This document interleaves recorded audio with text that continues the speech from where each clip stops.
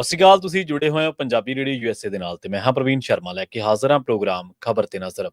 ਖਬਰ ਤੇ ਨਜ਼ਰ ਪ੍ਰੋਗਰਾਮ ਦੇ ਵਿੱਚ ਕਈ ਅਹਿਮ ਤੇ ਕਈ ਖਾਸ ਖਬਰਾਂ ਨੂੰ ਲੈ ਕੇ ਚਰਚਾ ਕਰਨ ਦੇ ਲਈ ਜੁੜ ਚੁੱਕੇ ਨੇ ਮਿੰਟੂ ਗੁਰਸਰੀਗਾ ਜੀ। ਮਿੰਟੂ ਸਤਿ ਸ਼੍ਰੀ ਅਕਾਲ, ਸਵਾਗਤ ਹੈ ਜੀ ਪੰਜਾਬੀ ਰੇਡੀਓ ਯੂਐਸਏ।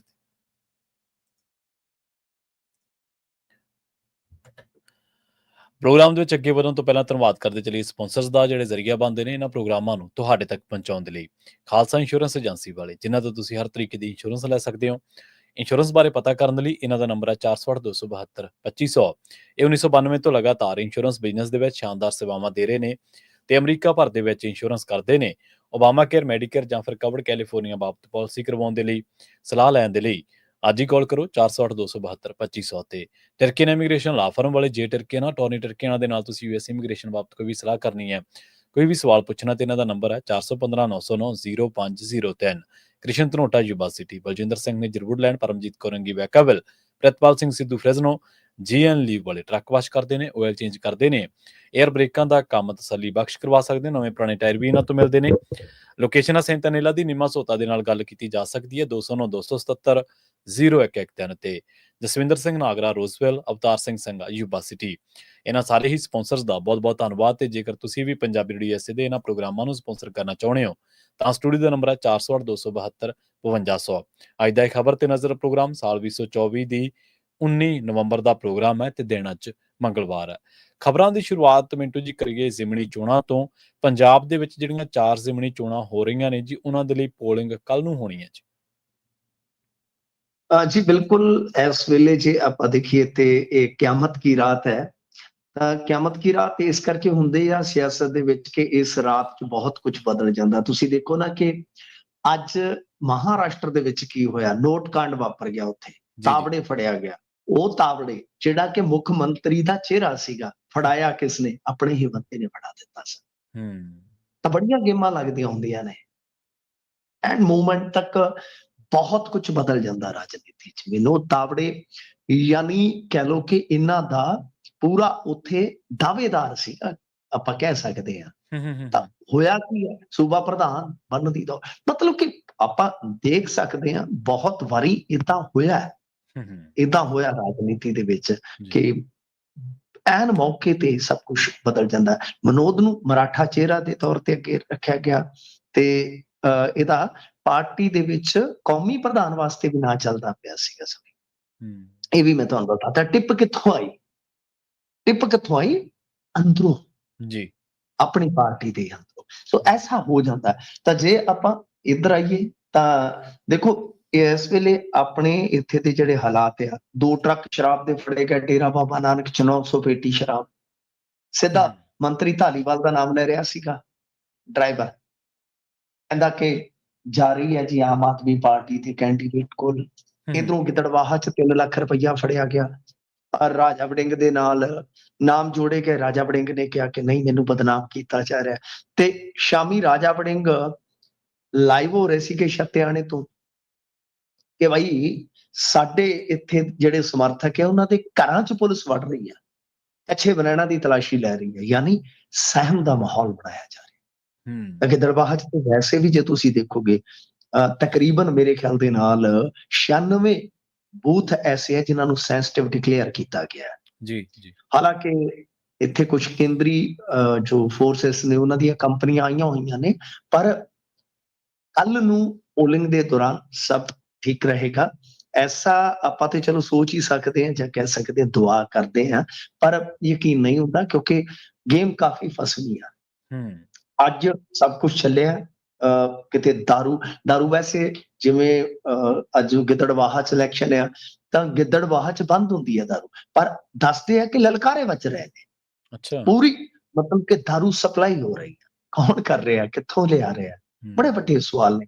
ਤਾਂ ਮਤਲਬ ਕਿ ਸਰਕਾਰੀ ਗੱਡੀਆਂ ਦੀ ਵਰਤੋਂ, ਸਭ ਕੁਝ ਯਾਨੀ ਅੱਜ ਹੋ ਰਿਹਾ। ਕੱਲ ਨੂੰ ਪੋਲਿੰਗ ਹੋਏਗੀ, ਕੱਲ ਨੂੰ ਇਸ ਵੇਲੇ ਪਤਾ ਲੱਗੇਗਾ ਕਿੰਨਾ ਵੋਟ ਪਰਸੈਂਟ ਜਿਹੜਾ ਪੋਲ ਹੁੰਦਾ ਹੈ। ਫਿਰ ਉਸ ਤੋਂ ਬਾਅਦ ਕੁਝ ਕਹਾਣੀ ਜਿਹੜੀ ਹੈ ਸਪਸ਼ਟ ਹੋਏਗੀ। ਹਾਲ ਫਿਲਹਾਲ ਕਹਿ ਲਓ ਕਿ ਜ਼ਿਮਨੀ ਚੋਣਾਂ 'ਚ ਸਾਰੀ ਤਾਕਤ ਝੋਕੀ ਆ ਇਹਨਾਂ ਨੇ।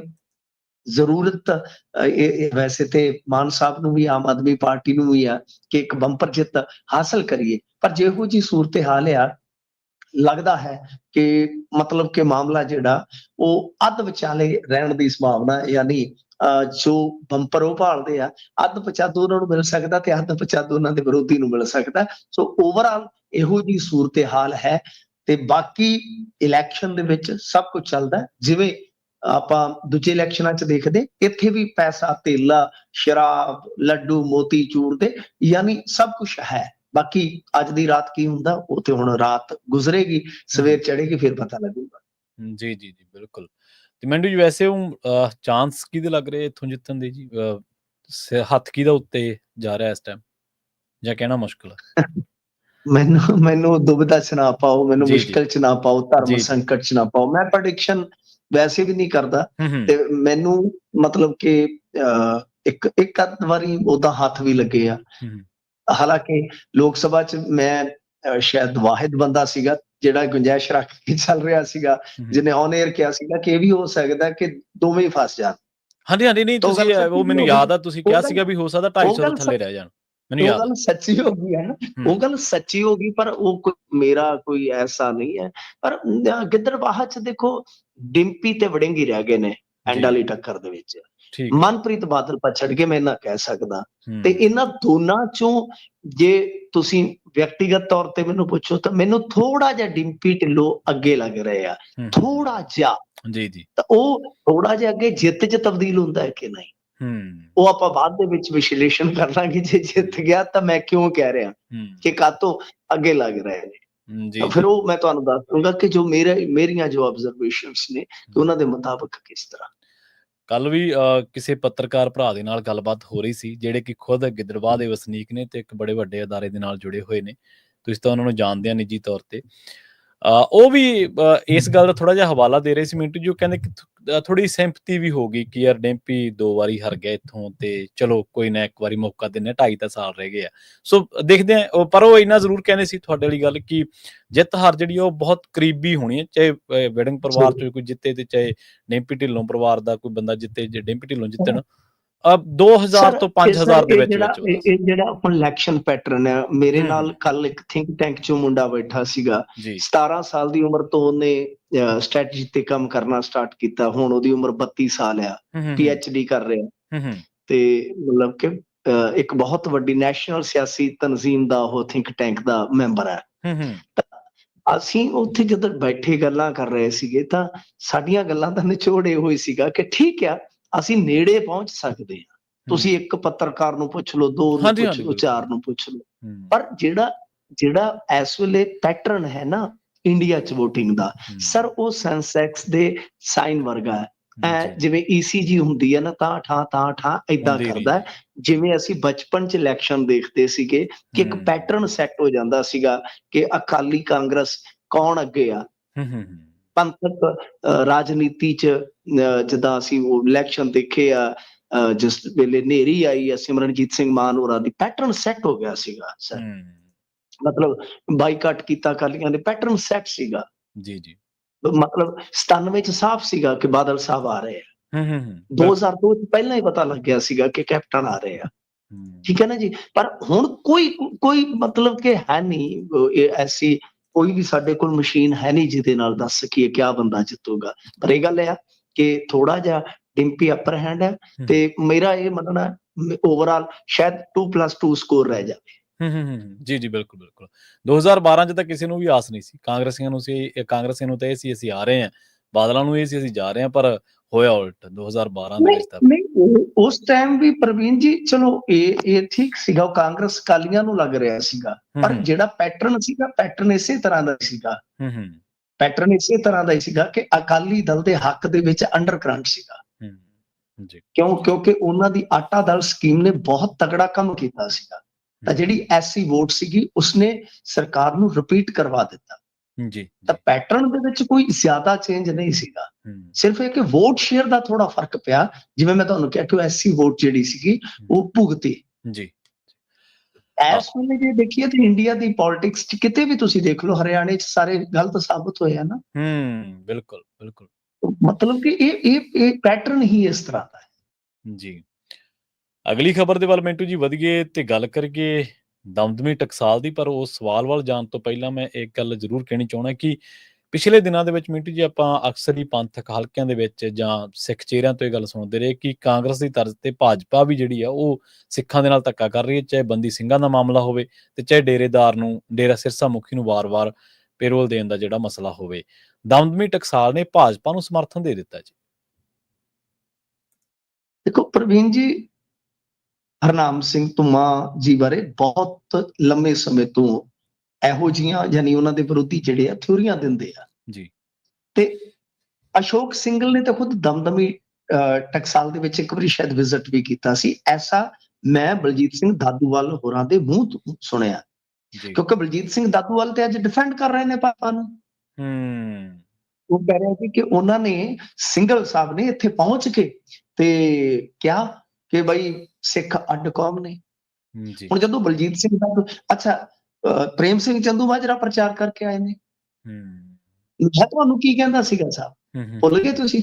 ਮੈਂ ਤੁਹਾਨੂੰ ਵਾਰ-ਵਾਰ ਕਹਿੰਦਾ ਸੀ, ਮੈਂ ਕੀ ਕਹਿੰਦਾ ਸੀ ਤੁਹਾਨੂੰ ਯਾਦ ਹੈ? ਮੈਂ ਇਹੀ ਕਹਿੰਦਾ ਸੀਗਾ ਤੁਹਾਨੂੰ ਸਾਹਿਬ ਕਿ ਭਾਜਪਾ ਇਹਨਾਂ ਵਿੱਚੋਂ ਹੀ ਲੈ ਕੇ ਜਾਏਗੀ ਇੱਕ ਧੜੇ ਨਾਲ।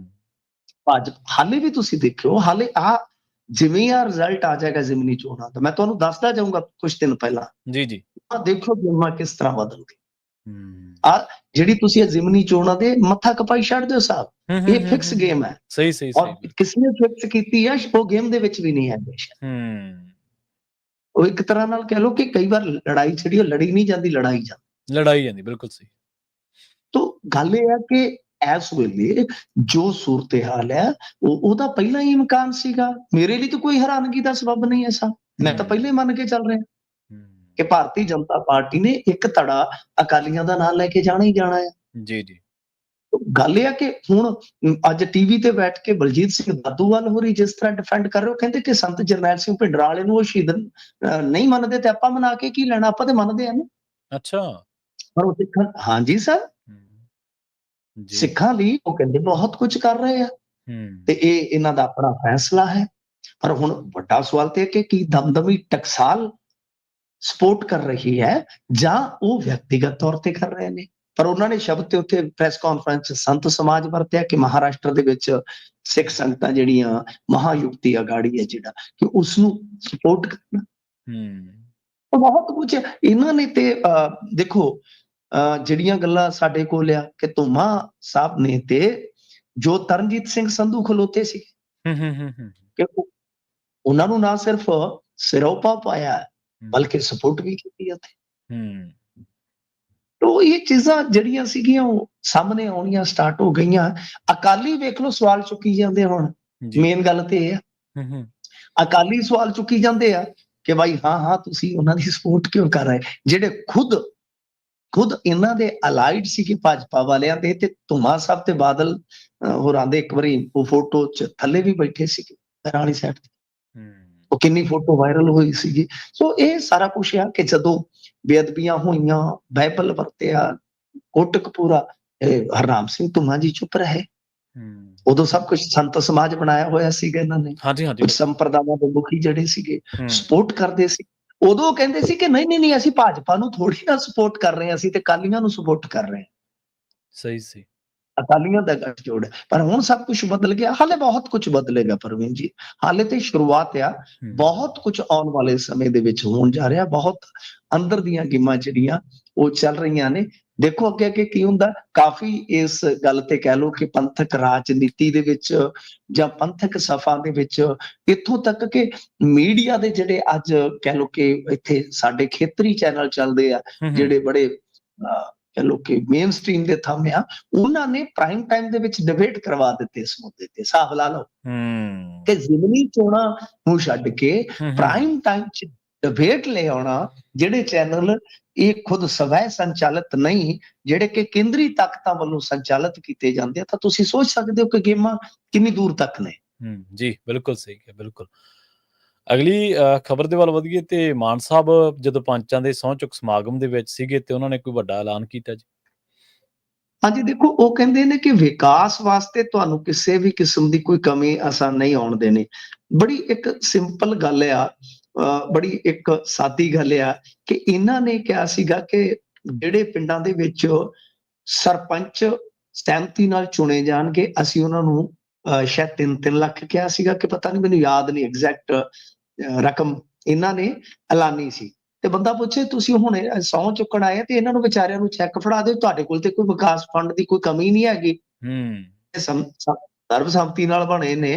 ਜੀ ਪਰ ਨਹੀਂ, ਅੱਛਾ ਤੁਸੀਂ 25,000 ਰੁਪਏ ਦੀ ਮੰਗ ਕੀਤੀ ਸੀ ਕਿ ਸਰਪੰਚਾਂ ਦਾ ਮਾਣ ਹੋਣਾ ਚਾਹੀਦਾ ਜਦੋਂ ਤੁਸੀਂ ਆਪੋਜੀਸ਼ਨ 'ਚ ਸੀਗੇ।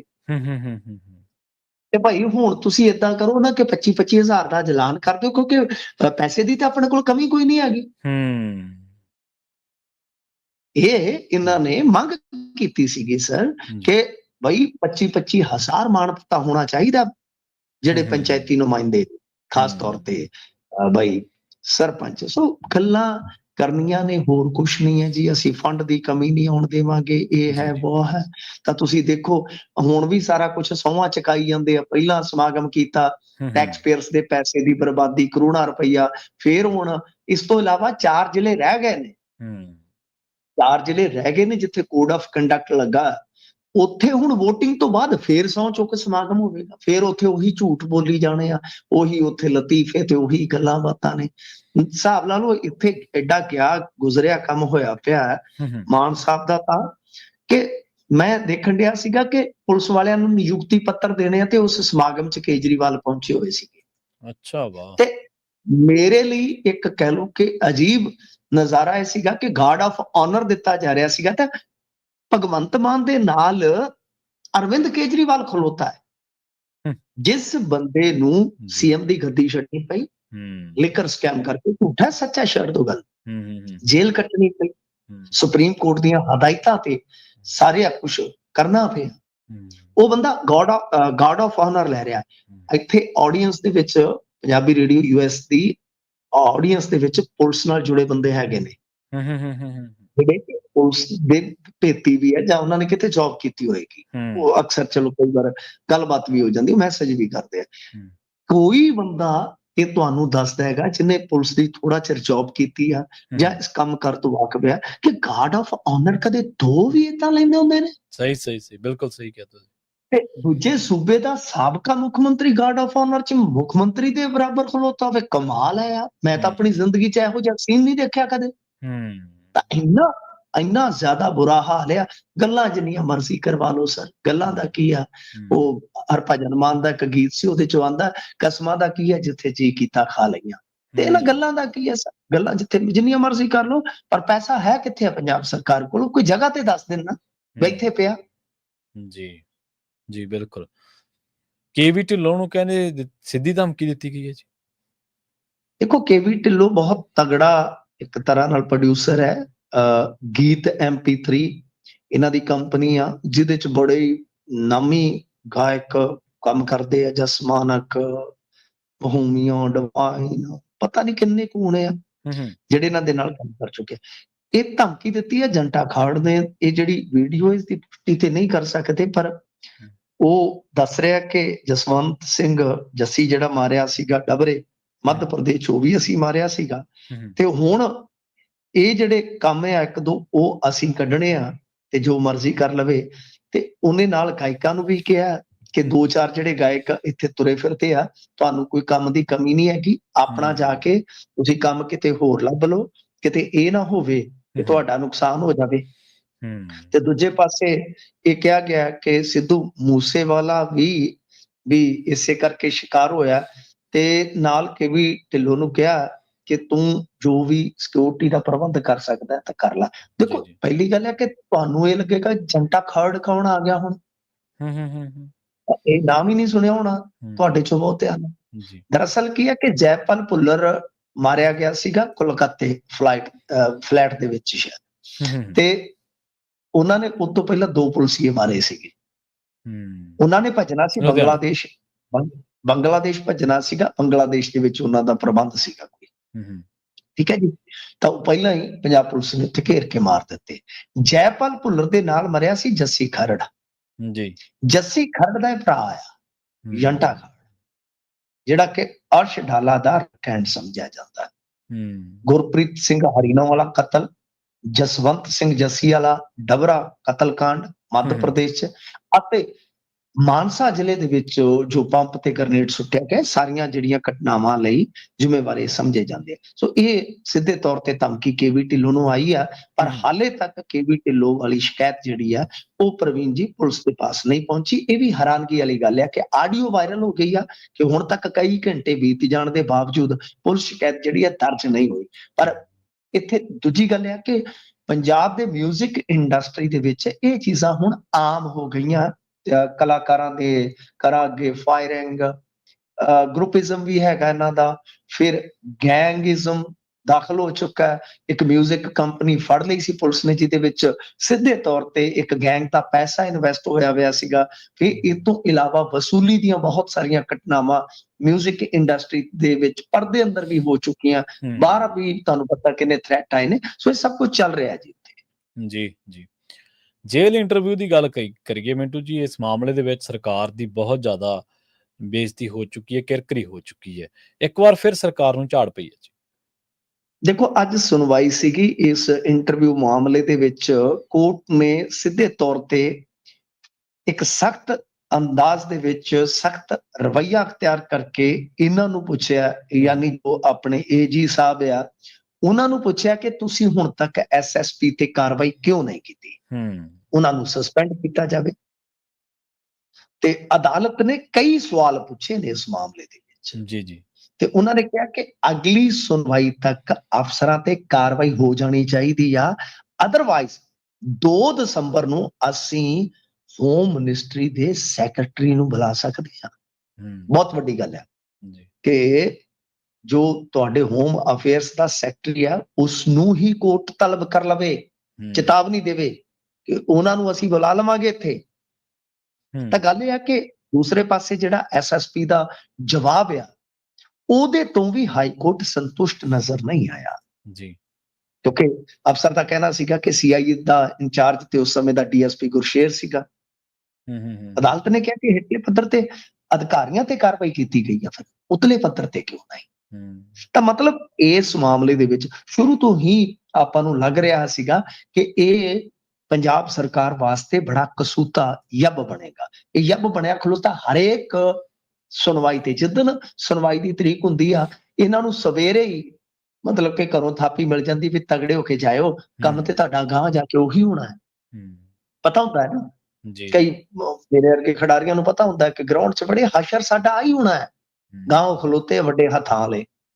ਤਾਂ ਬਈ ਉਹ ਹਾਲ ਇਹਨਾਂ ਦਾ ਬਣਿਆ ਕਿ ਹਰੇਕ ਸੁਣਵਾਈ ਤੇ ਇਹਨਾਂ ਨੂੰ ਪਤਾ ਹੁੰਦਾ ਕਿ ਸਾਨੂੰ ਉਹਨਾਂ ਨੇ ਖੰਡ ਚੰਗੀ ਖਵਾਉਣੀ ਆ। ਜੀ ਬਿਲਕੁਲ। ਵਿਧਾਇਕਾ ਤੇ ਕਹਿੰਦੇ ਨਗਰ ਕੌਂਸਲ ਪ੍ਰਧਾਨ ਆਮੋ ਸਾਹਮਣੇ ਹੋ ਗਏ ਜੀ। ਇਹ ਜਗਰਾਉਂ ਦਾ ਮਾਮਲਾ ਹੈ। ਜਗਰਾਉਂ ਜਦੋਂ ਵੀ ਆ ਗਿਆ, ਵਿਧਾਇਕਾ ਆ ਗਈ ਤੇ ਫਿਰ ਸਰਬਜੀਤ ਕੌਰ ਮਾਨੂ ਕੇ ਉਹਨਾਂ ਦਾ ਜ਼ਿਕਰ ਆ ਜਾਏਗਾ। ਜਦੋਂ ਉਹਨਾਂ ਦਾ ਜ਼ਿਕਰ ਆਏਗਾ ਤੇ ਕੋਠੀ ਤੇ ਆਪਣੇ ਆਪ ਅੱਗੇ ਆਈ ਜਾਣੀ। ਉਹ ਤੇ ਹੁਣ ਕਹਿਣ ਸੁਣਨ ਦੀ ਗੱਲ ਹੀ ਹੈ ਨਹੀਂਗੀ। ਦੇਖੋ, ਇਹ ਦੋਵੇਂ ਆਪਸ ਦੇ ਵਿੱਚ ਉਲਝ ਰਹੇ ਨੇ।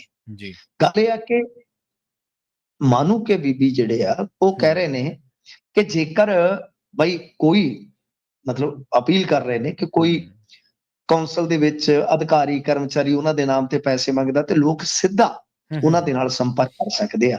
ਉਹ ਕਹਿੰਦੇ ਕਿ ਮੇਰੇ ਨੋਟਿਸ ਦੇ ਵਿੱਚ ਆਇਆ ਕਿ ਨਗਰ ਕੌਂਸਲ ਦੇ ਪ੍ਰਧਾਨ ਦੇ ਹੁਕਮਾਂ ਤੇ ਦੀਵਾਲੀ ਤੋਂ ਪਹਿਲਾਂ ਸ਼ਹਿਰ ਦੇ ਵਿੱਚ ਕੌਂਸਲ ਅਧਿਕਾਰੀ ਤੇ ਕਰਮਚਾਰੀ ਰਿਸ਼ਵਤ ਲੈਂਦੇ ਰਹੇ ਆ ਤੇ ਬਾਅਦ ਦੇ ਵਿੱਚ ਉਹਨਾਂ ਦਾ ਨਾਮ ਲੱਗ ਗਿਆ।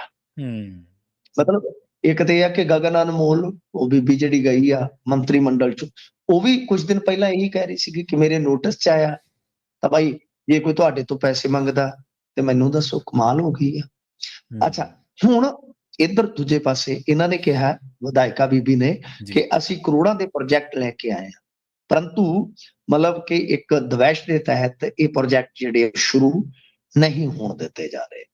ਹੁਣ ਜਦੋਂ ਇਹਨਾਂ ਨੇ ਦੋਸ਼ ਲਾਏ ਆ ਤਾਂ ਨਗਰ ਕੌਂਸਲ ਦੇ ਪ੍ਰਧਾਨ ਵੀ ਆ ਗਏ ਮੈਦਾਨ 'ਚ, ਜਤਿੰਦਰਪਾਲ ਰਾਣਾ ਜੀ। ਉਹਨਾਂ ਨੇ ਕਿਹਾ ਕਿ ਸਪੈਸ਼ਲ ਟਾਵਰ ਲਾਉਣ ਨਾਲ ਸ਼ਹਿਰ ਦਾ ਕੋਈ ਵਿਕਾਸ ਨਹੀਂ ਹੋ ਜਾਂਦਾ। ਉਹ ਕਿਹਾ ਕਿ ਸਾਰਾ, ਉਹ ਕਹਿ ਰਹੇ ਸੀਗੇ ਕਿ ਸਾਰਾ ਖੇਡ ਪੈਸੇ ਦਾ ਹੈ। ਉਹ ਕਹਿੰਦੇ ਕਿ ਵਿਧਾਇਕਾ ਦੀ ਮਿਹਰਬਾਨੀ ਸਦਕਾ A ਕਲਾਸ ਕੈਟਾਗਰੀ ਕੌਂਸਲ ਦੇ ਵਿੱਚ ਜੀ ਦੀਆਂ ਦੋਨੇ ਪੋਸਟਾਂ ਖਾਲੀ ਹੈ, ਸੈਨੇਟਰੀ ਇੰਸਪੈਕਟਰ ਦੀਆਂ ਦੋਨਾਂ ਪੋਸਟਾਂ ਤੇ ਕੋਈ ਨਹੀਂ ਹੈਗਾ, AME ਦੀ ਪੋਸਟ ਤੇ ਐਮਈ ਦੀ ਪੋਸਟ ਖਾਲੀ ਪਈ ਆ, ਜਿਹਨੂੰ ਕਿ ਜਾਣ ਬੁੱਝ ਕੇ ਨਹੀਂ ਭਰਵਾਇਆ ਜਾ ਰਿਹਾ। ਕਿਉਂ? ਕਿਉਂਕਿ ਮਾਮਲਾ ਜਿਹੜਾ ਉਹ ਸਾਰਾ ਇਹੀ ਹੈ ਕਿ ਨਗਰ ਕੌਂਸਲ ਦੇ ਵਿੱਚ ਕੇਵਲ ਤੇ ਕੇਵਲ ਕਾਰਜ ਸਾਧਕ ਅਫਸਰ ਆਉਂਦਾ ਹੈ ਤੇ ਉਹ ਵੀ ਸਿਰਫ ਨਕਸ਼ੇ ਪਾਸ ਕਰਦਾ ਹੈ, ਕਿਉਂਕਿ ਤੁਹਾਨੂੰ ਪਤਾ ਹੀ ਆ ਇਹ ਸਭ ਕੁਝ ਜਿਹੜਾ ਉਹ ਏਦਾਂ ਹੀ ਚੱਲਦਾ ਹੈ ਲੱਸੀ ਪਾਣੀ ਦੇ ਰੂਪ ਚ। ਤੇ ਨਾਲ ਉਹ ਕਹਿੰਦੇ ਆ ਕਿ ਜਦੋਂ ਵਿਧਾਇਕਾਂ ਨੇ ਕੋਠੀ ਤੇ ਕਬਜ਼ਾ ਕਰਨ ਦਾ ਇਹ ਸਾਰਾ ਕੁਝ ਕੀਤਾ, ਉਦੋਂ ਚਰਚਾ ਜਦੋਂ ਸਾਹਮਣੇ ਆਈ ਤਾਂ ਉਸ ਕੋਠੀ ਦੇ ਨੇੜੇ ਤੇੜੇ ਰਾਤ ਦੇ ਵਿੱਚ 2 ਸੜਕਾਂ ਬਣਾਈਆਂ। ਠੀਕ ਹੈ। ਤਾਂ ਉਹਦੇ ਲਈ ਕਿਸ ਦੀ ਇਜਾਜ਼ਤ ਲਈ ਗਈ? ਉਹਦੇ ਵਾਸਤੇ ਕਿਸ ਦੀ ਇਜਾਜ਼ਤ ਲਈ ਗਈ? ਤੇ ਉਹ ਕਹਿੰਦੇ ਕਿ ਜੇ ਬਾਈ ਅਸੀਂ ਕਰਪਸ਼ਨ ਕੀਤੀ ਹੋਵੇ, ਅਸੀਂ ਇਹ ਕੀਤਾ ਹੋਵੇ, ਤਾਂ ਫਿਰ ਸਾਨੂੰ ਤੁਸੀਂ ਸਾਬਤ ਕਰ ਦਿਓ ਝੂਠੇ ਤੇ ਅਸੀਂ ਅਸਤੀਫਾ ਦੇ ਦਿਆਂਗੇ। ਮਤਲਬ ਕਿ ਜਗਰਾਉਂ ਦੀ ਵਿਧਾਇਕਾ ਬੀਬੀ ਤੇ ਜਿਹੜਾ ਨਗਰ ਕੌਂਸਲ ਦਾ ਪ੍ਰਧਾਨ ਹੈ, ਆਮੋ ਸਾਹਮਣੇ ਨੇ। ਦੋਸ਼ ਉਹੀ ਕਰਪਸ਼ਨ, ਜਿਹਦਾ ਇਹਨਾਂ ਨੇ ਜ਼ੀਰੋ ਟੋਲਰੈਂਸ ਦਾ ਕਿਹਾ ਸੀਗਾ ਨਾ ਕਿ ਜ਼ੀਰੋ ਟੋਲਰੈਂਸ। ਤਾਂ ਤੁਸੀਂ ਦੇਖ ਲਓ ਕਿ ਕਿਵੇਂ ਖਿਲਾਰੇ ਪੈ ਰਹੇ ਨੇ, ਖਿਲਾਰੇ ਪੈ ਰਹੇ। ਜਗਰਾਉਂ ਦਾ ਮਾਮਲਾ ਤੇ ਤੁਹਾਨੂੰ ਪਤਾ ਹੀ ਹੈ ਨਾ, ਕੋਠੀ ਕਰਕੇ ਅੱਗੇ ਵੀ ਕਿੰਨਾ ਚਰਚਾ ਰਿਹਾ। ਕਿਸਾਨਾਂ ਨੇ ਜਿਹੜਾ ਕੂਚ ਦਾ ਐਲਾਨ ਕੀਤਾ ਸੀ ਮਿੰਟੂ ਜੀ, ਕੱਲ ਆਪਾਂ ਉਹਦੇ ਤੇ ਚਰਚਾ ਕੀਤੀ ਸੀਗੀ। ਅੱਜ ਖੱਟਰ ਨੇ ਕੋਈ ਫੇਰ ਬਿਆਨ ਦਿੱਤਾ ਜੀ ਉਸ ਮਾਮਲੇ ਦੇ ਵਿੱਚ? ਨਹੀਂ, ਖੱਟਰ ਨੇ ਬਿਆਨ ਤਾਂ ਦੇਖੋ ਜਿਹੜਾ ਕੋਈ ਉਹ ਇਹੋ ਜਿਹਾ ਨਹੀਂ ਦਿੱਤਾ ਜਿਹਦੇ ਨਾਲ ਆਪਾਂ ਕਹੀਏ ਕਿ ਖਟਾਸ ਪੈਦਾ ਹੋਏਗੀ। ਤਾਂ ਉਹ ਕਹਿੰਦੇ ਆ ਕਿ ਦੇਖੋ ਗੱਲ ਇਹ ਆ ਕਿ ਕਿਸਾਨ ਦਿੱਲੀ ਚਲੇ ਜਾਣ ਪਰ ਹਿੰਸਾਤਮਕ ਪ੍ਰਦਰਸ਼ਨ ਨਾ ਹੋਵੇ। ਟਰੈਕਟਰ ਜਿਹੜੇ ਆ ਉਹ ਉਹਨਾਂ ਤੇ ਕੋਈ ਹਥਿਆਰ ਵਗੈਰਾ ਜਿਹੜੇ ਆ ਉਹ ਨਾ ਖੜੇ ਜਾਣ, ਮਨਜ਼ੂਰੀ ਜਿਹੜੀ ਉਹ ਲਈ ਜਾਵੇ ਤੇ ਸਾਨੂੰ ਕੀ ਇਤਰਾਜ਼ ਹੈ ਜਾ ਕੇ ਆਪਦਾ ਪ੍ਰਦਰਸ਼ਨ ਕਰ ਸਕਦੇ। ਮਤਲਬ ਕਿਉਂਕਿ ਦੇਖੋ ਖੱਟਰ ਸਾਹਿਬ ਹੁਣ ਕੇਂਦਰੀ ਮੰਤਰੀ ਹੈ ਨਾ, ਤੇ ਚਲੋ ਜੇ ਇਹ ਗੱਲ ਆ ਤੇ ਮੇਰੇ ਖਿਆਲ ਦੇ ਵਿੱਚ ਇਹ ਕੋਈ ਮਾੜਾ ਬਿਆਨ ਤੇ ਨਹੀਂ ਹੈਗਾ ਪ੍ਰਵੀਨ ਜੀ, ਕਿ ਜੇ ਉਹ ਕਹਿ ਰਹੇ ਨੇ, ਕਿਉਂਕਿ ਕਿਸਾਨਾਂ ਨੇ ਪਹਿਲਾਂ ਹੀ ਕਿਹਾ ਕਿ ਅਸੀਂ ਟਰੈਕਟਰ ਟਰਾਲੀਆਂ ਨਹੀਂ ਲਿਜਾਵਾਂਗੇ, ਅਸੀਂ ਸਮੂਹਾਂ ਦੇ ਰੂਪ 'ਚ ਜਾਵਾਂਗੇ।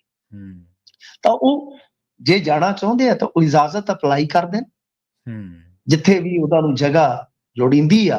ਤੇ ਸਰਕਾਰ ਨੂੰ ਚਾਹੀਦਾ ਕਿ ਅੱਗੇ ਪ੍ਰਦਰਸ਼ਨ ਹੋਇਆ ਉੱਥੇ, ਅੱਗੇ ਵੀ ਇੱਥੋਂ ਕਿਸਾਨ ਗਏ ਆ, ਕਿਸਾਨਾਂ ਨੇ ਇਕੱਠ ਕੀਤਾ ਸੀਗਾ, ਬਕਾਇਦਾ ਪਰਮਿਸ਼ਨ ਲਈ ਗਈ ਸੀਗੀ ਦਿੱਲੀ ਦੇ ਵਿੱਚ।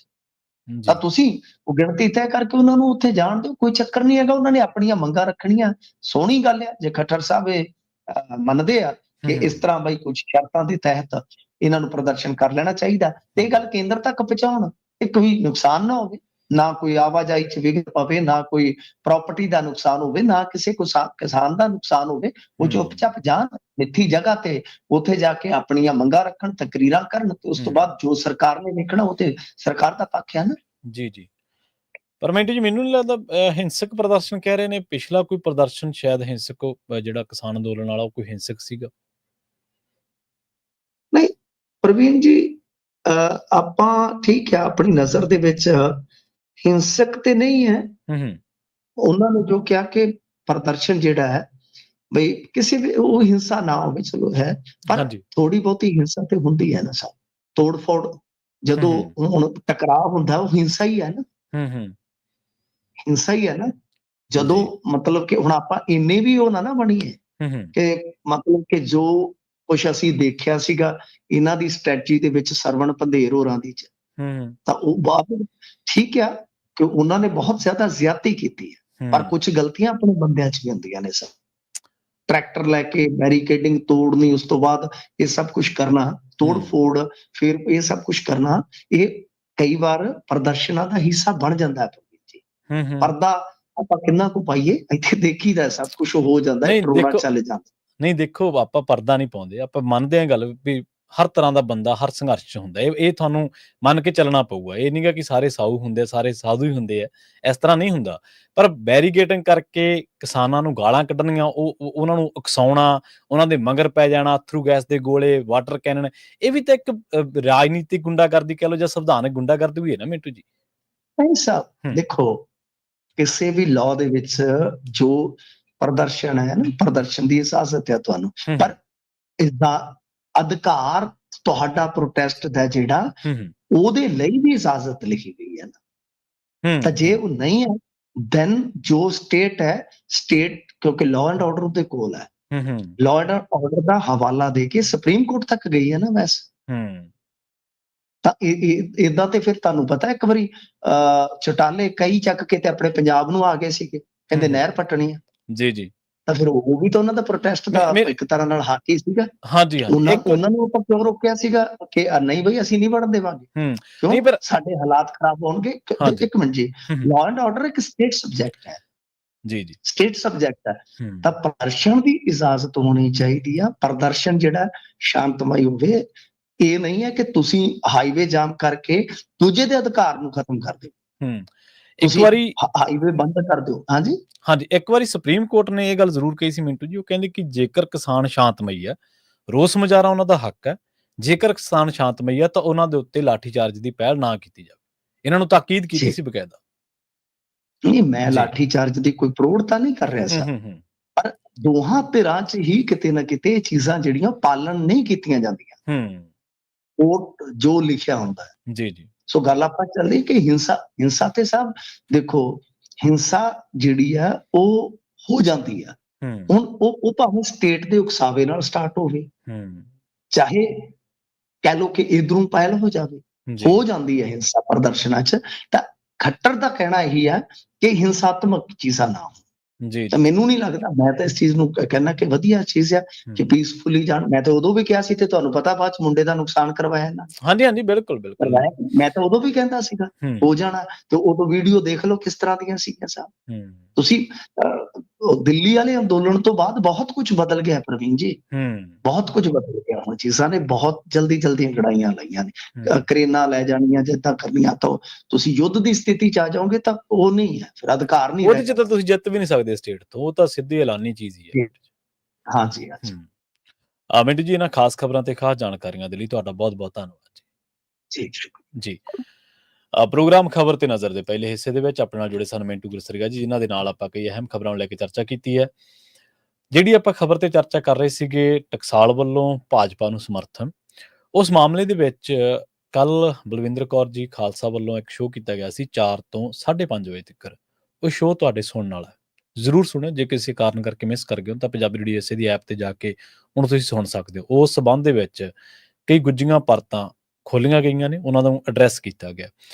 ਜਿਹੜਾ ਦੂਜਾ ਮਾਮਲਾ ਹੈ, ਇੱਕ ਅਹਿਮ ਚੀਜ਼ਾਂ ਦੇ ਉੱਤੇ ਗੱਲਬਾਤ ਕਰਨੀ ਚਾਹੁੰਦੇ ਆਪਾਂ। ਇੱਕ ਤਾਂ ਜਿਹੜੀ FBI ਹੈ, ਉਹਨੇ ਵਿਕਾਸ ਯਾਦਵ ਦੇ ਮਾਮਲੇ ਦੇ ਵਿੱਚ ਇੱਕ ਜਿਹੜਾ ਵਾਂਟਡ ਦਾ ਪੋਸਟਰ ਆ ਉਹ ਜਾਰੀ ਕੀਤਾ, ਪੰਜਾਬੀ ਭਾਸ਼ਾ ਦੇ ਵਿੱਚ ਵੀ ਜਾਰੀ ਕੀਤਾ ਗਿਆ। ਇਸ ਖਬਰ ਤੇ ਚਰਚਾ ਕਰਾਂਗੇ ਆਪਾਂ ਅਪਡੇਟ ਅਮਰੀਕਾ ਪ੍ਰੋਗਰਾਮ ਦੇ ਵਿੱਚ, ਕਿਉਂਕਿ ਹਰਜੋਤ ਸਿੰਘ ਜੀ ਖਾਲਸਾ ਉਹਨਾਂ ਕੋਲੇ ਕੋਈ ਹੋਰ ਤੱਥ ਵੀ ਨੇ ਜਿਹੜੇ ਤੁਹਾਡੇ ਨਾਲ ਸਾਂਝੇ ਕੀਤੇ ਜਾਣਗੇ ਅਗਲੇ ਪ੍ਰੋਗਰਾਮ ਦੇ ਵਿੱਚ। ਇੱਕ ਕਥਿਤ ਵੀਡੀਓ ਜਿਹੜੀ ਕਿ ਪਹਿਲੇ ਪਾਤਸ਼ਾਹ ਸ਼੍ਰੀ ਗੁਰੂ ਨਾਨਕ ਦੇਵ ਜੀ ਦੇ ਬਾਰੇ ਆ, ਉਹਨਾਂ ਦਾ ਆਪਾਂ ਪ੍ਰਕਾਸ਼ ਪੁਰਬ ਬੜੀ ਸ਼ਰਧਾ ਤੇ ਉਤਸ਼ਾਹ ਦੇ ਨਾਲ ਮਨਾ ਕੇ ਹਟੇ ਹਾਂ। ਵਿਸ਼ਵ ਭਰ ਦੇ ਵਿੱਚ, ਦੁਨੀਆ ਭਰ ਦੇ ਵਿੱਚ ਉਹਨਾਂ ਦੇ ਪੈਰੋਕਾਰ ਨੇ, ਉਹਨਾਂ ਨੂੰ ਵੱਖ-ਵੱਖ ਰੂਪਾਂ ਦੇ ਨਾਲ ਜਾਣਨ ਵਾਲੇ ਲੋਕ ਨੇ। ਕੋਈ ਉਹਨਾਂ ਨੂੰ ਉੱਚ ਦਾ ਪੀਰ ਕਹਿੰਦਾ। ਉਹਨਾਂ ਦੇ ਮਾਮਲੇ ਦੇ ਵਿੱਚ ਇੱਕ ਵੀਡੀਓ, ਕਥਿਤ ਵੀਡੀਓ ਲਫ਼ਜ਼ ਮੈਂ ਵਰਤ ਰਿਹਾ ਬੜੀ ਸੰਕੋਚ ਦੇ ਨਾਲ, ਜਿਸ ਦੇ ਵਿੱਚ ਉਹਨਾਂ ਦਾ ਜਿਹੜਾ ਸਰੂਪ ਆ ਉਹ ਧਾਰਨ ਕੀਤਾ ਗਿਆ ਇੱਕ ਮਨੁੱਖ ਦੇ ਵੱਲੋਂ, ਜਿਹੜਾ ਕਿ ਬਹੁਤ ਗਲਤ ਆ। ਉਹ ਸਿੱਖੀ ਦੇ ਵਿੱਚ ਇਸ ਤਰ੍ਹਾਂ ਦੀ ਕੋਈ ਪਰੰਪਰਾ ਨਹੀਂ ਹੈ। ਉਹ ਵੀਡੀਓ ਪੰਜਾਬ ਦੀ ਦੱਸੀ ਜਾ ਰਹੀ ਆ, ਉਹ ਪੰਜਾਬ ਦੀ ਨਹੀਂ ਹੈ। ਇਹ ਨਹੀਂ ਮੈਂ ਕਹਿ ਸਕਦਾ ਕਿ ਉਹ ਵੀਡੀਓ ਨਵੀਂ ਹੈ ਜਾਂ ਪੁਰਾਣੀ ਹੈ, ਇਸ ਸਾਲ ਦੀ ਹੈ ਜਾਂ ਇਸ ਤੋਂ ਪਹਿਲਾਂ ਦੀ ਹੈ, ਪਰ ਉਹ ਵੀਡੀਓ ਨੌਸ਼ੰਗਾਬਾਦ ਮਹਾਰਾਸ਼ਟਰ ਦੇ ਵਿੱਚ ਕੋਈ ਇਲਾਕਾ, ਉੱਥੋਂ ਦੀ ਆ। ਗੁਰੂ ਮਹਾਰਾਜ ਦੀ ਉੱਥੇ ਹਜ਼ੂਰੀ ਸੀਗੀ, ਉੱਥੇ ਉਹਨਾਂ ਦੀ ਹਜ਼ੂਰੀ ਦੇ ਵਿੱਚ ਇਹ ਸਭ ਕੁਝ ਕੀਤਾ ਗਿਆ।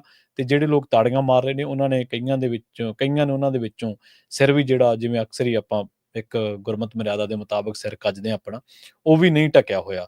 ਸੋ ਉਹ ਜਿਹੜਾ ਖਾਸੀ ਇਸ ਟਾਈਮ ਉਹਦੀ ਚਰਚਾ ਹੋ ਰਹੀ ਹੈ, ਤੇ ਉਹਦੀ ਚਰਚਾ ਹੀ ਨਹੀਂ ਇਕੱਲੀ, ਉਹਦੀ ਜਿਹੜੀ ਆਲੋਚਨਾ ਉਹ ਵੀ ਹੋਣੀ ਚਾਹੀਦੀ ਹੈ। ਉਹਦੇ ਤੇ ਕੋਈ ਕਾਰਵਾਈ ਜਿਹੜੀਆਂ ਸਾਡੀਆਂ ਪੰਥਕ ਜਥੇਬੰਦੀਆਂ ਨੇ ਉਹਨਾਂ ਨੂੰ ਜ਼ਰੂਰ ਕਰਨੀ ਚਾਹੀਦੀ ਹੈ। ਖਬਰਾਂ ਤੇ ਮਾਮਲੇ ਹੋਰ ਵੀ ਨੇ ਜਿਨ੍ਹਾਂ ਦੇ ਉੱਤੇ ਆਪਾਂ ਗੱਲਬਾਤ ਕਰਾਂਗੇ, ਪਰ ਇੱਕ ਸ਼ਾਰਟ ਬ੍ਰੇਕ ਤੋਂ ਬਾਅਦ। ਜਾਇਓ ਨਾ ਕਿਤੇ, ਜੁੜੇ ਰਹੋ ਪੰਜਾਬੀ ਰੇਡੀਓ ਇਸੇ ਦੇ ਨਾਲ। ਜਲਦ ਵਾਪਸੀ ਇੱਕ ਸ਼ਾਰਟ ਬ੍ਰੇਕ ਤੋਂ ਬਾਅਦ।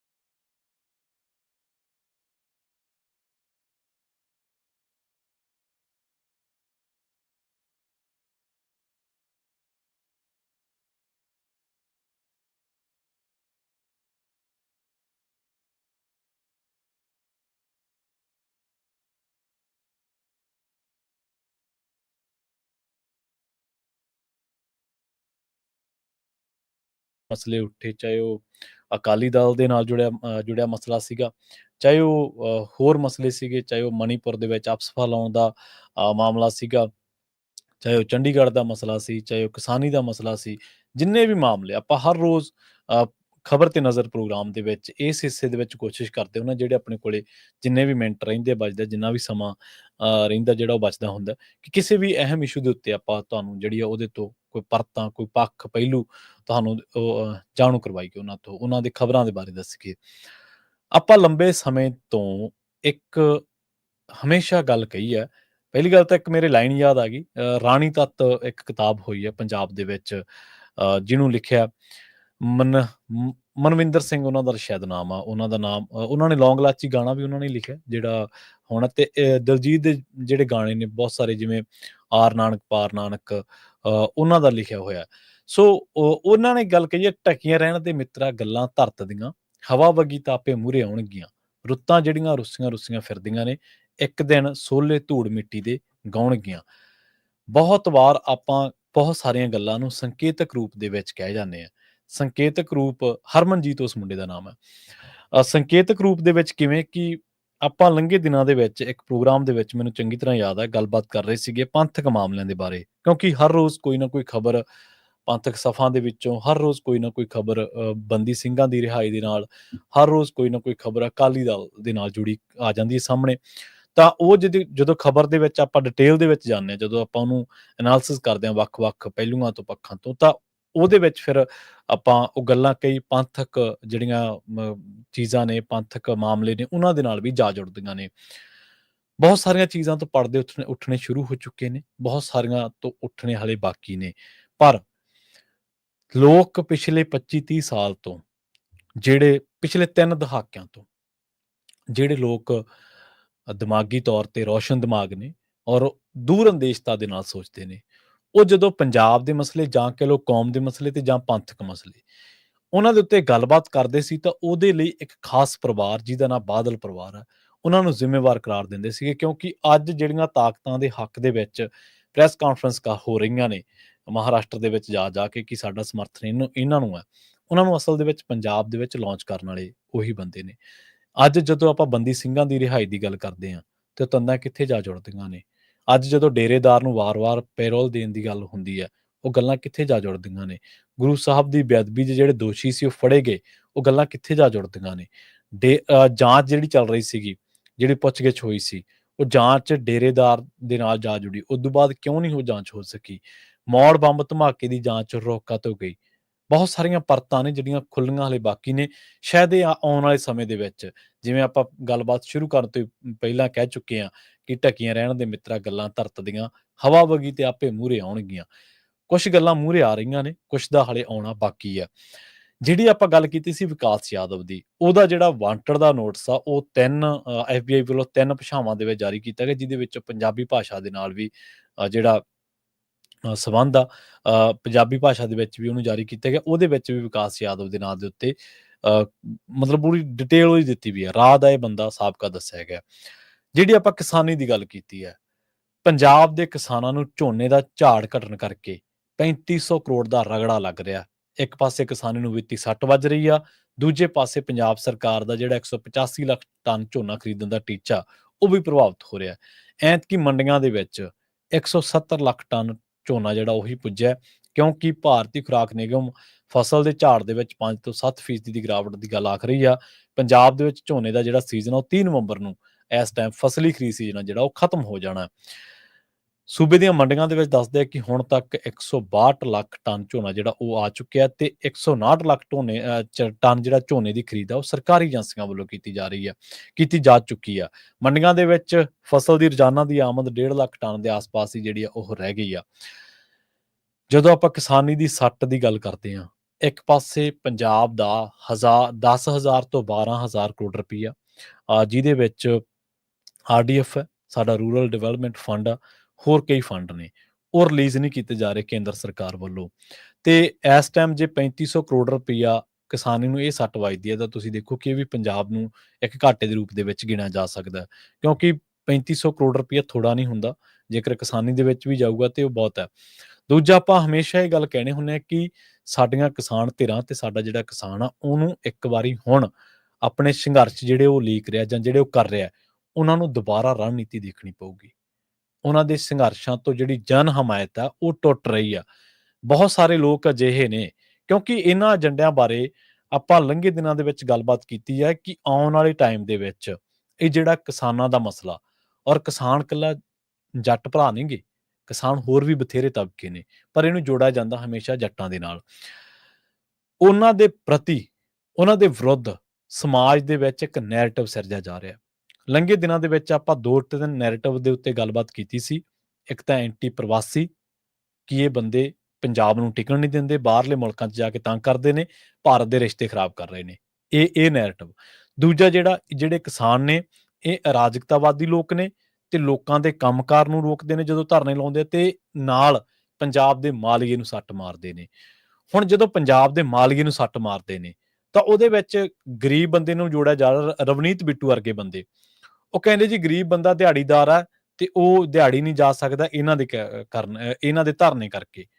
ਹੁਣ ਦੱਸੋ, ਰਵਨੀਤ ਬਿੱਟੂ ਨੂੰ ਤਾਂ ਇਹ ਵੀ ਨਹੀਂ ਪਤਾ ਹੋਣਾ ਕਿ ਗਰੀਬ ਬੰਦਾ ਤਾਂ ਸਾਈਕਲ ਤੇ ਦਿਹਾੜੀ ਜਾਂਦਾ, ਸਾਈਕਲ ਤਾਂ ਜਿੱਥੋਂ ਮਰਜ਼ੀ ਉਹ ਕੱਢ ਲਏ ਧਰਨੇ ਦੇ ਵਿੱਚੋਂ, ਧਰਨੇ ਵਾਲੇ ਵੀ ਨਹੀਂ ਰੋਕਦੇ ਉਹਨੂੰ। ਤਾਂ ਧਰਨਾ ਤਾਂ ਲੱਗਿਆ ਉਹ ਤਾਂ ਸੜਕ ਰੋਕਣ ਵਾਸਤੇ ਆ, ਉਹ ਤਾਂ ਤੁਹਾਡੀਆਂ ਲੀਡਰਾਂ ਦੀਆਂ ਕਾਰਾਂ ਜੀਪਾਂ ਰੋਕਣ ਵਾਸਤੇ ਆ। ਔਰ ਇਹਦੇ ਵਿੱਚ ਕੋਈ ਦੋ ਰਾਏ ਨਹੀਂ ਕਿ ਜਿੱਥੇ ਧਰਨਾ ਲੱਗੂਗਾ ਉੱਥੇ ਰਾਜ ਦੇ ਮਾਲਗੇ ਨੂੰ ਸੱਟ ਵੱਜੂਗੀ। ਆਪਾਂ ਇਸ ਗੱਲ ਤੋਂ ਭੱਜ ਨਹੀਂ ਸਕਦੇ। ਪਰ ਰਵਨੀਤ ਬਿੱਟੂ ਵਰਗੇ ਕਿਉਂ ਕਹਿ ਰਹੇ ਨੇ? ਕਿਉਂਕਿ ਜਦੋਂ ਪਹਿਲਾਂ ਵਾਲਾ ਕਿਸਾਨ ਅੰਦੋਲਨ ਸੀ ਉਹਦੇ 'ਚ ਮਜ਼ਦੂਰ ਭਰਾਵਾਂ ਦਾ ਵੀ ਬਰਾਬਰ ਦਾ ਯੋਗਦਾਨ ਸੀ, ਉਹ ਵੀ ਨਾਲ ਗਏ ਨੇ, ਮਜ਼ਦੂਰ ਜਥੇਬੰਦੀਆਂ ਵੀ ਨਾਲ ਗਈਆਂ। ਫਿਰ ਅਗਲੀ ਗੱਲ ਕੀ ਕਰਦੇ ਨੇ ਉਹ ਕਹਿੰਦੇ ਜੀ ਇਹਦੇ ਨਾਲ ਪੰਜਾਬ ਦੇ ਮਾਲਗੇ ਨੂੰ ਸੱਟ ਵੱਜਦੀ ਹੈ ਤੇ ਕਿਸਾਨਾਂ ਕਰਕੇ ਛੋਟੇ ਵਪਾਰੀ ਦਾ ਨੁਕਸਾਨ ਹੋ ਰਿਹਾ। ਹੁਣ ਛੋਟਾ ਵਪਾਰੀ ਕੌਣ ਹੈ? ਉਹਦੇ 'ਚ ਆੜ੍ਹਤੀਆ ਵੀ ਆਉਂਦਾ, ਉਹਦੇ 'ਚ ਦੁਕਾਨਦਾਰ ਵੀ ਆਉਂਦਾ। ਇਹ ਕੌਣ ਲੋਕ ਨੇ? ਇਹ ਉਹੀ ਲੋਕ ਨੇ ਜਿਨ੍ਹਾਂ ਨੇ ਕਿਸਾਨਾਂ ਨੂੰ ਹਮਾਇਤ ਦਿੱਤੀ ਸੀ ਕਿਸਾਨੀ ਅੰਦੋਲਨ ਵਾਸਤੇ। ਉਹ ਤਾਂ ਧਿਰਾਂ ਨੂੰ ਤੋੜ ਰਹੇ ਨੇ ਲਗਾਤਾਰ ਪੰਜਾਬ ਦੇ ਵਿੱਚ, ਤੇ ਜੱਟਾਂ ਦੇ ਵਿਰੁੱਧ ਇੱਕ ਨੈਰੇਟਿਵ ਸਿਰਜ ਰਹੇ ਨੇ, ਖਾਸ ਇੱਕ ਕਾਸਟ ਦੇ ਵਿਰੁੱਧ। ਕਿਸਾਨੀ ਦੇ ਵਿਰੁੱਧ ਨਹੀਂ, ਕਿਸਾਨੀ ਦਾ ਤਾਂ ਨਾਂ ਲੈ ਰਹੇ ਨੇ ਉਹ, ਜ਼ਿਮੀਂਦਾਰਾਂ ਦੇ ਵਿਰੁੱਧ, ਤਾਂ ਜੋ ਜਿਹੜਾ ਕੰਮ ਹਰਿਆਣੇ ਦੇ ਵਿੱਚ ਕੀਤਾ ਉਹ ਕੰਮ ਪੰਜਾਬ ਦੇ ਵਿੱਚ ਵੀ ਕੀਤਾ ਜਾ ਸਕੇ। ਦਲਿਤ ਭਾਈਚਾਰਿਆਂ, ਮਜ਼ਦੂਰ ਜਥੇਬੰਦੀਆਂ ਨੂੰ ਤੋੜਿਆ ਜਾ ਸਕੇ, ਤੇ ਜਿਹੜਾ ਦੂਜਾ ਵਪਾਰੀ ਤਬਕਾ ਜਿਹਦੇ ਵਿੱਚ ਮੋਸਟਲੀ ਜ਼ਿਆਦਾਤਰ ਹਿੰਦੂ ਮੈਜੋਰਟੀ ਆਉਂਦੀ ਆ, ਹਿੰਦੂ ਭਾਈਚਾਰਾ ਆਉਂਦਾ, ਉਹਨਾਂ ਨੂੰ ਇਹਨਾਂ ਨਾਲ ਤੋੜਿਆ ਜਾ ਸਕੇ। ਉਹ ਇਸ ਪੱਧਰ ਤੇ ਨੈਰੇਟਿਵ ਸਿਰਜ ਰਹੇ ਨੇ। ਆਉਣ ਵਾਲੇ ਟਾਈਮ ਦੇ ਵਿੱਚ ਤੁਹਾਨੂੰ, ਹੁਣ ਤਾਂ ਰਵਨੀਤ ਬਿੱਟੂ ਵਰਗੇ ਟਾਵੇਂ ਲੋਕ ਬੋਲਦੇ ਨੇ ਆ ਜ਼ਿਮਨੀ ਚੋਣਾਂ ਲੰਘ ਜਾਣ ਦਿਓ। ਕਿਸਾਨਾਂ ਦੇ ਵਿਰੁੱਧ ਜਿਹੜੇ ਲੋਕ ਕਿਸਾਨਾਂ ਨੂੰ ਕਹਿੰਦੇ ਸੀ ਨਾ ਦੇਸ਼ ਦਾ ਅੰਨਦਾਤਾ ਹੈ, ਇਹ ਕਿਸਾਨਾਂ ਦੇ ਵਿਰੁੱਧ ਤੁਹਾਨੂੰ ਇਹਨਾਂ ਦਾ ਇੱਕ ਬੰਦਾ ਆ, ਜਿਹੜੇ ਇਹਨਾਂ ਦੇ ਪੰਨਾ ਪ੍ਰਧਾਨ ਨੇ, ਫਲਾਨਾ ਪ੍ਰਧਾਨ ਨੇ, ਇਹ ਵੀ ਕਿਸਾਨਾਂ ਦੇ ਵਿਰੁੱਧ ਬੋਲਦੇ ਤੁਹਾਨੂੰ ਨਜ਼ਰ ਆਉਣਗੇ। ਤੇ ਜਦੋਂ DAP ਨਾ ਮਿਲੀ ਤੇ ਕਿਸਾਨ ਨੇ ਕਿੱਥੇ ਜਾਣਾ? ਉਹਨੇ ਫਿਰ ਸੜਕਾਂ ਦੀ ਜਾਣਾ। ਸੋ ਇਸ ਕਰਕੇ ਆਪਾਂ ਇਹਨਾਂ ਨੂੰ ਕਹਿਣੇ ਆ, ਸਾਡੇ ਜਿਹੜੇ ਆਗੂ ਨੇ, ਕਿ ਤੁਸੀਂ ਸਮਝਦਾਰੀ ਤੋਂ ਕੰਮ ਲਓ। ਤੁਹਾਡੇ ਅੰਦੋਲਨਾਂ ਨੂੰ ਲੋਕ ਹੁਣ ਇਹ ਕਹਿ ਰਹੇ ਨੇ ਕਿ BJP ਦਾ ਕੰਮ ਕਰ ਰਹੇ ਨੇ। ਇਸ ਤੋਂ ਪਹਿਲਾਂ ਕਿ ਇਹ ਨੈਰੇਟਿਵ ਹੋਰ ਮਜ਼ਬੂਤ ਹੋਵੇ, ਤੁਹਾਨੂੰ ਵਿਚਾਰਨਾ ਪੈਣਾ। ਤੇ ਪੰਜਾਬ ਦਾ ਜਿਹੜਾ ਸੰਕਟ ਆ ਉਹ ਨਾ ਸਿਰਫ ਕਿਸਾਨੀ ਦਾ, ਸਾਡੇ ਮੂਹਰੇ ਪੰਥਕ ਸੰਕਟ ਵੀ ਖੜਾ, ਸਾਡੇ ਮੂਹਰੇ ਆਪਣੀ ਜਿਹੜੀ ਸਾਡੀ ਇੱਕ ਧਿਰ ਹੁੰਦੀ ਸੀ ਸਿਆਸਤ ਤੌਰ ਤੇ, ਉਹਦੀ ਹੋਂਦ ਦਾ ਸੰਕਟ ਵੀ ਖੜਾ। ਸੋ ਆਪਾਂ ਸਮੇਂ ਜਦੋਂ ਵੀ ਸਮਾਂ ਮਿਲਦਾ, ਪ੍ਰੋਗਰਾਮ ਖਬਰ ਤੇ ਨਜ਼ਰ ਦੇ ਵਿੱਚ ਜਾਂ ਇਸ ਪ੍ਰੋਗਰਾਮ ਦੇ ਇਸ ਹਿੱਸੇ ਦੇ ਵਿੱਚ, ਆਪਾਂ ਇਹਨਾਂ ਸੰਕਟਾਂ ਉੱਤੇ, ਪੰਜਾਬ ਦੇ ਬਹੁਤ ਭਰਤੀ ਜਿਹੜੇ ਸੰਕਟ ਆ ਉਹਨਾਂ ਦਾ ਵਿਸ਼ਲੇਸ਼ਣ ਕਰਦੇ ਰਹਾਂਗੇ, ਤੁਹਾਡੇ ਨਾਲ ਜਾਣਕਾਰੀਆਂ ਸਾਂਝੀਆਂ ਕਰਦੇ ਰਹਾਂਗੇ। ਕਈ ਵਡਮੁੱਲੀਆਂ ਤੇ ਕਈ ਅਹਿਮ ਜਾਣਕਾਰੀਆਂ ਜਿਹੜੀਆਂ ਨੇ ਉਹ ਅਗਲੇ ਪ੍ਰੋਗਰਾਮ ਅਪਡੇਟ ਅਮਰੀਕਾ ਦੇ ਵਿੱਚ ਤੁਹਾਡੇ ਨਾਲ ਸਾਂਝੀਆਂ ਕੀਤੀਆਂ ਜਾਣਗੀਆਂ। ਇਸ ਪ੍ਰੋਗਰਾਮ ਦਾ ਸਮਾਂ ਸਮਾਪਤੀ ਵਾਲਾ ਹੈ। ਬਹੁਤ ਬਹੁਤ ਧੰਨਵਾਦ। ਸਤਿ ਸ਼੍ਰੀ ਅਕਾਲ। ਜੁੜੇ ਰਹੋ ਪੰਜਾਬੀ ਰੇਡੀਓ USA ਦੇ ਨਾਲ।